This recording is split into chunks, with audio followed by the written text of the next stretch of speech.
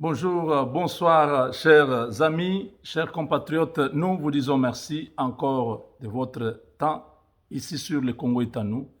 C'est la période de taxes aux États-Unis. N'oubliez pas, quand vous aurez votre W2 ou vos W2, quand vous aurez vos documents des contrats que vous avez à gauche, à droite, quand vous allez penser faire vos taxes, pensez à notre maison Le Congo est à nous qui vous fera des taxes cette année, des taxes que vous allez beaucoup aimer. Nous demandons à tous ceux qui sont en train de nous suivre, bandeko, ceux qui bozo la taxe mbuloyo, boya ko la taxe na bino et pas na biso, tout ça cause la bino, boya ebele, boya bisa bandeko ebele o bazana nanu ba ebi nanu teke mubenga azo la taxe. Bolobaka, bozana posa kotindelanga quelque chose, vous voulez me soutenir, l'occasion est là. Vous voulez me soutenir, venez faire les taxes. Au lieu d'aller avec ça chez quelqu'un d'autre qui ne pourra pas vous aider comme moi je le ferai. Parce que moi je vous aide quand je parle du Congo. Je suis en train de vous aider. Je suis en train de vous amener l'information.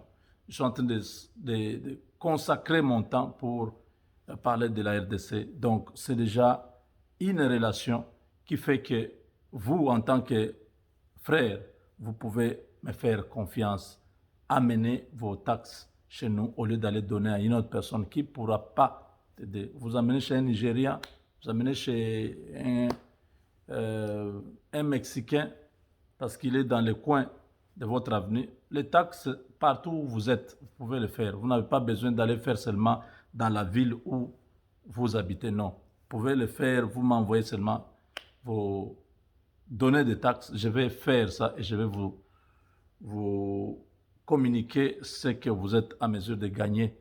Parce que c'est après avoir introduit les données dans l'ordinateur que je peux vous dire, voilà, avec ce que vous avez fait ici, vous avez payé autant à l'État, vous avez un enfant ou vous n'avez pas d'enfant, regardez ce que vous pouvez espérer. S'il y a quelque chose à faire, si vous avez quelque chose à dire, on va voir.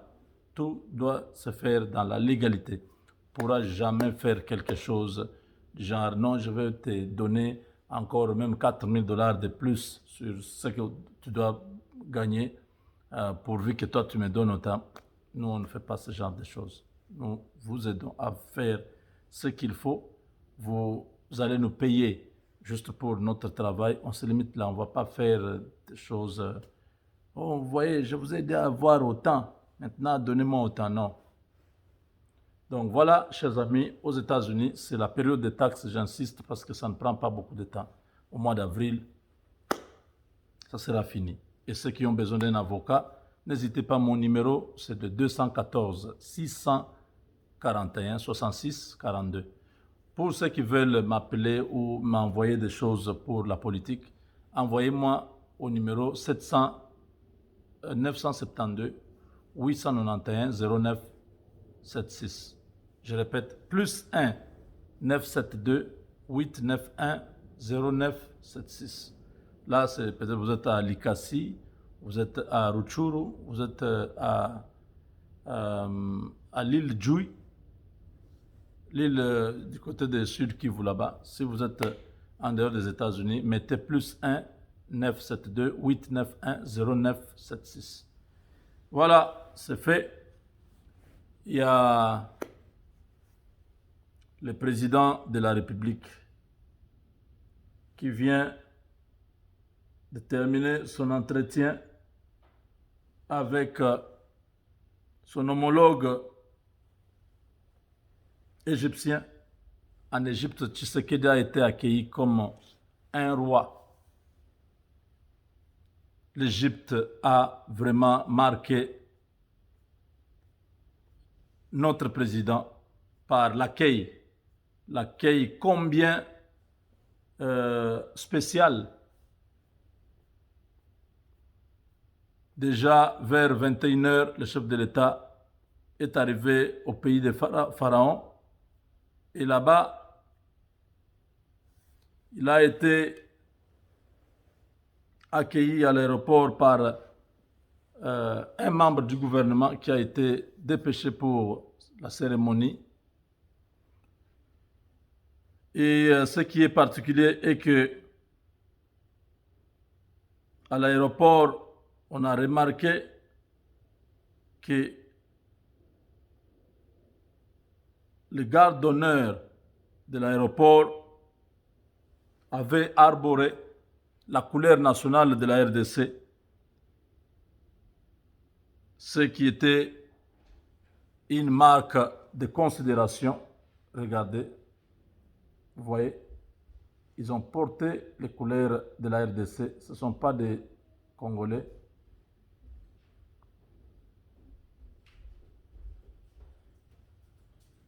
Vous avez vu, ce sont des Arabes. Quelle beauté!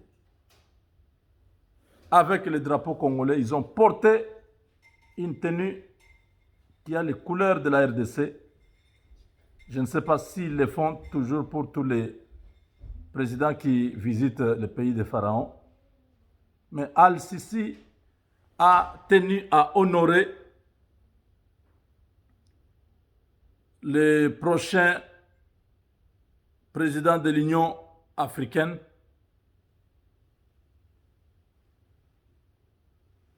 Félix Tshilombo Tshisekedi, qui a pris la parole aujourd'hui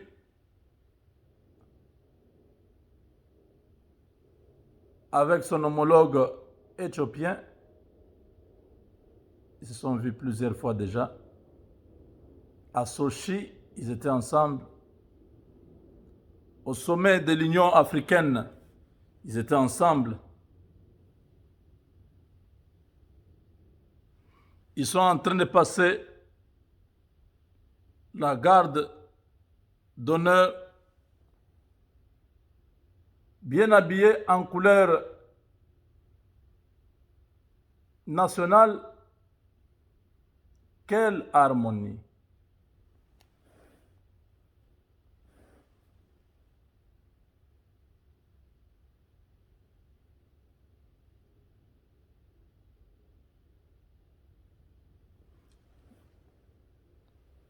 Ça s'appelle honorer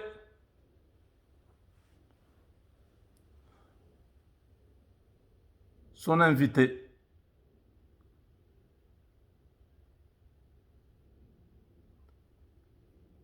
Le général Al-Sisi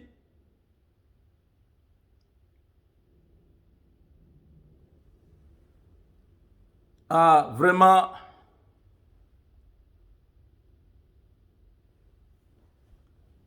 réservé un accueil très chaleureux.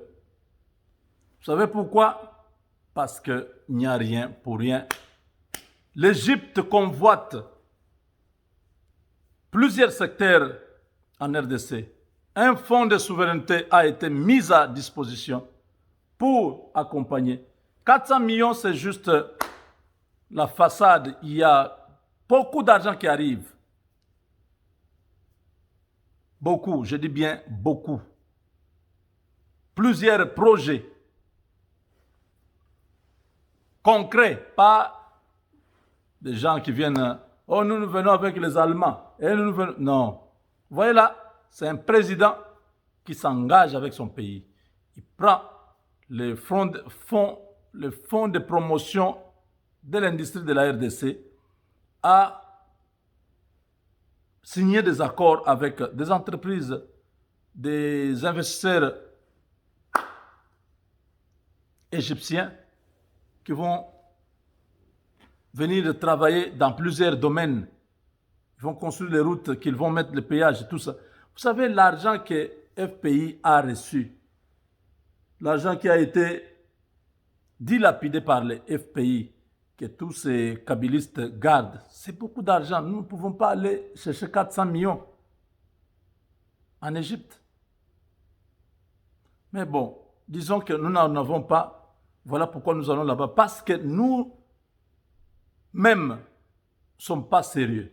Comment dans un mois, vous pouvez avoir 3, 4 directeurs généraux qui prennent chacun à peu près 10 millions de dollars.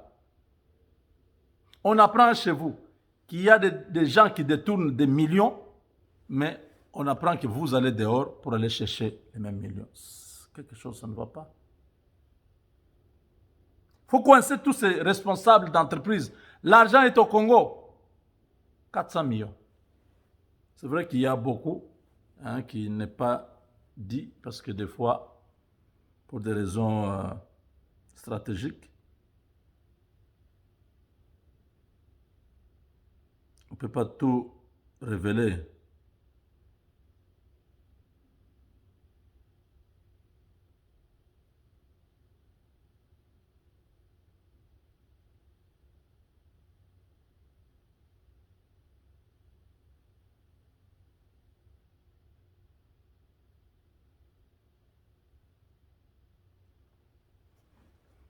Donc, voilà, un séjour fructueux, surtout, il y a beaucoup de non-dits, de non-dits.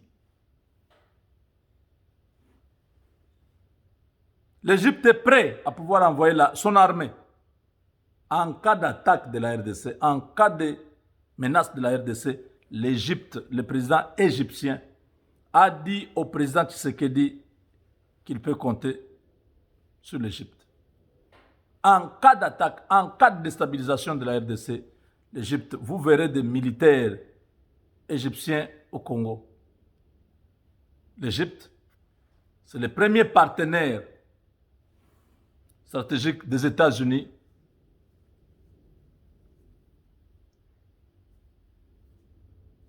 dans la Ligue arabe, disons, pas dans la Ligue arabe, mais dans les Moyen-Orient, voilà. Parce que dans la Ligue arabe, il y a aussi l'Arabie saoudite qui est là-bas, il y a la Jordanie, ce sont des partenaires stratégiques de la RDC. Et l'Égypte fait partie de ces trois-là. La Jordanie, l'Arabie saoudite et l'Égypte. Les États-Unis ont ouvert d'autres partenariats avec les Émirats arabes unis, le Qatar, les Bahreïn, vous avez vu dernièrement, oui, ils sont en train de reconquérir tous les pays là qui étaient hostiles aux Américains. Trump a fait un grand travail, donc ces pays sont revenus encore. Et l'Égypte reçoit beaucoup de l'aide au niveau des États-Unis. À peu près 4 milliards pour l'armée égyptienne. Nous pouvons accéder aussi à ce genre d'opportunités grâce à notre partenariat stratégique. Très bientôt, ce partenariat, vous voyez comment ça se réalise. Aujourd'hui, vous avez l'armée américaine qui est prête à pouvoir construire des casernes, à former, à équiper notre armée. Quand j'ai parlé de ces choses, personne ne me croyait. L'équipement moderne, la formation intégrée au niveau national et au niveau des États-Unis. Il y a des formations des formateurs qui se fera ici aux États-Unis et qui a déjà commencé à être fait. Et ceux-là vont rentrer là-bas avec des inspecteurs américains, des inspecteurs de l'armée, bien évidemment, des formateurs, des consultants qui viendront faire ce travail. Donc, vous comprenez que, chers amis, comme vous pouvez voir, vraiment, le président égyptien a honoré la RDC. Ils ont besoin d'investir au Congo. Ils voient le potentiel qui est au Congo. Ils ne veulent pas rater cette opportunité-là. Le dessous de la carte, c'est que il y a des intérêts gigantesques sur nos ressources, hein, disons comme ça. L'eau douce de la RDC est convoitée par tout le monde. L'Égypte a besoin de l'énergie électrique. Il y a un déficit en Égypte de l'énergie électrique. Donc, Inga est convoité par l'Afrique du Sud, par le Nigeria et par l'Égypte, les trois géants économiques du continent. Ils ont tous besoin de ces. Donc, il y a autant de choses. Sur le plan militaire, l'Égypte veut faire un grand partenariat avec l'armée congolaise pour professionnaliser, comme les Américains sont en train de faire. Disons que c'est un cercle vicieux. Ce sont les Américains qui sont avec les Égyptiens, qui veulent cette collaboration avec l'Angola, l'Égypte. Sur le plan militaire, oui, ils vont travailler avec le président Tshisekedi. La même manière qu'ils ont fait en Égypte, la même manière qu'ils sont en train de faire en Angola, ils vont le faire avec nous. Ils ont déjà dit, c'est terminé. Il n'y a personne en Afrique qui sera comme la RDC, sur le plan militaire, sur le plan économique, sur le plan technologique. Nous serons là-bas. Les partenariats stratégiques, je vous parle chaque jour, vous allez comprendre, cette année, beaucoup de choses vont arriver chez nous. Et vous allez comprendre que nous sommes en train nous entrons dans une autre étape. Ça nécessite que chacun de nous puisse être prêt à ces changements. On doit arrêter nos petits comportements congolais. Et nous, les Congolais, on est toujours comme ça. Arrêtez ça si nous voulons que les choses aillent loin. Regardez, le président Tshisekedi arrive 2 ans après. Le comportement de prendre dans les caisses de l'État est mis à nu, à découvert. Il a juste mis un inspecteur général, Gilles Alinguette, qui a mis à son tour plusieurs inspecteurs généraux, plusieurs inspecteurs des finances. Eux qui entrent maintenant dans toutes les entreprises pour checker les finances publiques, les dépenses d'investissement, comment ça a été fait. Toutes les preuves, si on ne voit pas clair, la justice, regardez un peu cette affaire-là. Nous devons changer. Nous devons changer.